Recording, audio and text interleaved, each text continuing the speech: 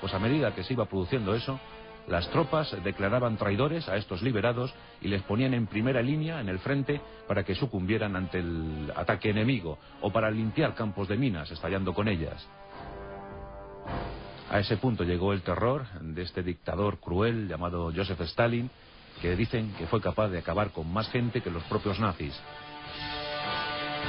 Como digo, casi 14 millones de soldados soviéticos, algo atroz, algo terrible, casi 14 millones de soldados soviéticos.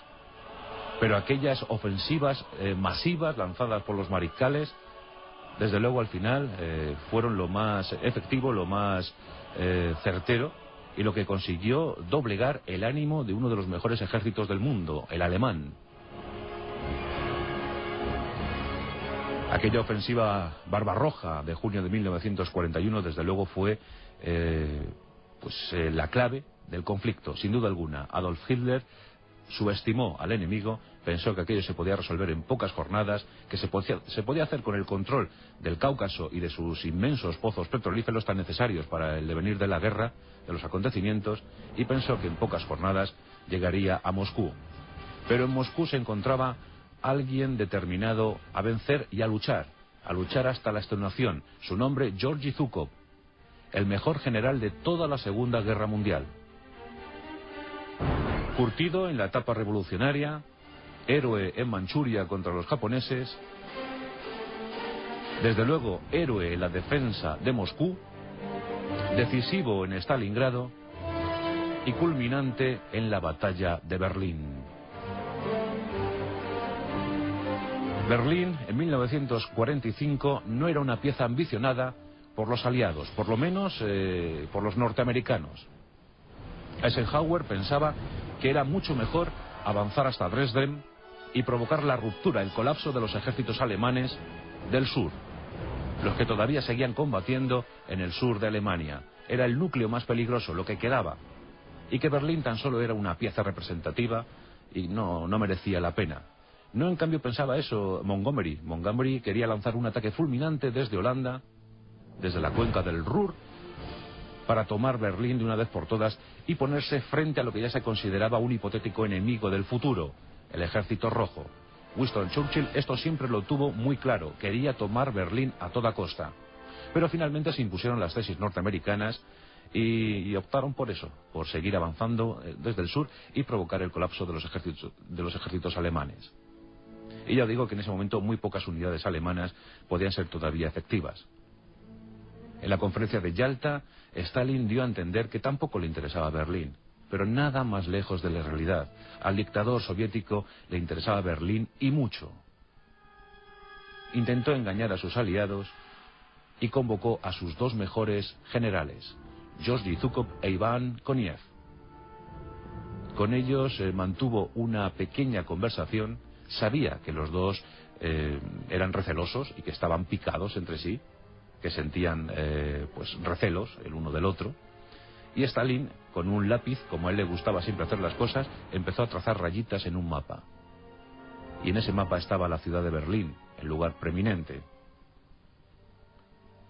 Zhukov sabía que Berlín era decisivo para Stalin, simbólico, había que tomar Berlín.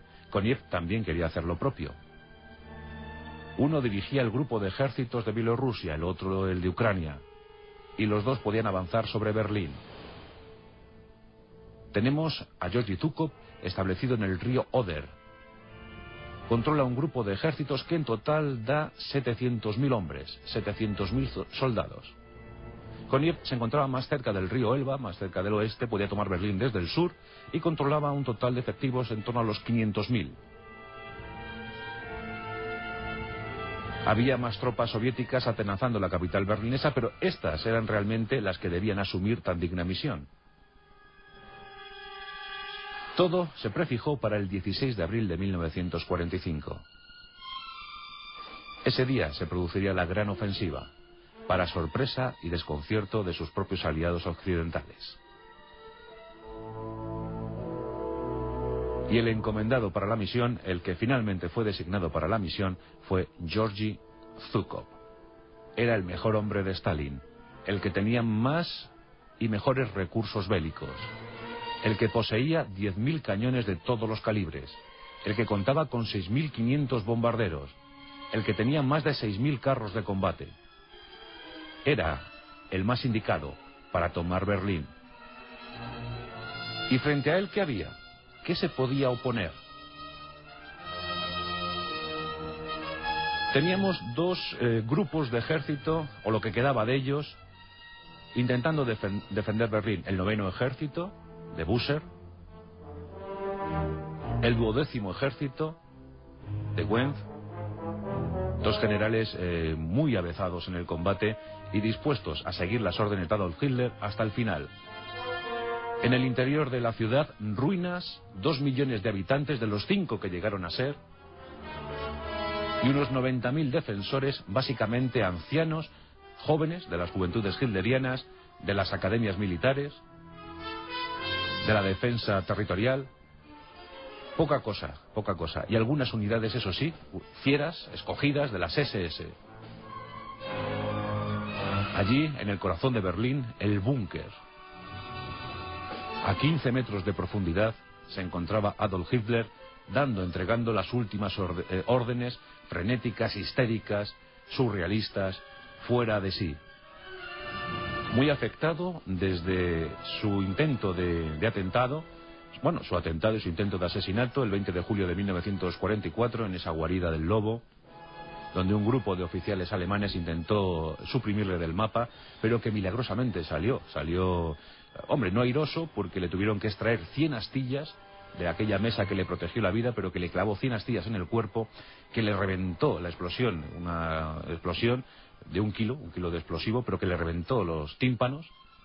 Salió ileso de aquello y pudo recibir a su amigo Benito Mussolini ese mismo día. Pero desde entonces receloso. No olvidemos que más de 5.000 alemanes fueron fusilados, fueron ejecutados por este atentado, por implicarles de una u otra manera en este atentado. Una de las víctimas fue, por cierto, Erwin Rommel.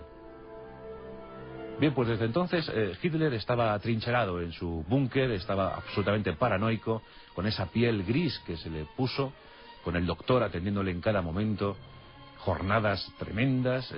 Solo dicen que se fiaba ya de su perra, Blondie, una pastora alsaciana, y de los cachorros que ésta había tenido en esos días de abril. Uno de ellos era su favorito, el que llamaba Wolf, lobo. Pues en ese búnker, con 2 alturas, con varios metros de hormigón reforzado, desde allí Hitler esperaba su final. Dicen que la imagen que más le impresionó fue la ejecución de Benito Mussolini en aquella plaza de Milán el 28 de abril de 1945. Dicen que al saber que había sido colgado con su amante de los pies y, bueno, pues humillado, insultado por los partisanos italianos, pues dicen que tomó la decisión en ese momento de suicidarse. No quería acabar convertido en un animal de feria para los soviéticos. Dicen que ese fue el momento culminante donde decidió acabar con su vida. En el búnker poca cosa. Goering, Himmler habían huido. Solo quedaba Goebbels y su familia, dispuestos a acabar sus días en compañía del Führer. Una de sus últimas órdenes había sido nombrar sucesor. Sería Karl Dönitz, el jefe de la escuadra de submarinos, y que sería el segundo y definitivo Führer de la Alemania nazi. Bien, pues estas decisiones se tomaban en el búnker. Hitler dicen que tenía un mapa con unas banderitas, unas esvásticas que iba moviendo. Él pensaba que todavía Berlín se podía salvar, que todavía se podía frenar el avance de los soviéticos. Nada más lejos de esa realidad, una realidad creada en torno al Führer, y pocos leales quedaban en torno a él. Goebbels, Martin Bormann, su secretario personal. Y eso sí, los leales, absolutamente leales y fieros, SS que custodiaban el búnker. Desde luego iban a resistir hasta el último minuto, hasta el último hombre. Una decisión, bueno, consecuente con la vida del Tercer Reich. El Tercer Imperio, llamado a durar 1000 años, decía Adolf Hitler, y tan solo iba a durar unos pocos. Desde aquel sueño que se gestó en el año 1932, cuando fue elegido democráticamente por el pueblo alemán. Él dio al pueblo alemán siempre todo lo que quiso. Desde el año 32 al 45, tan solo 13 años.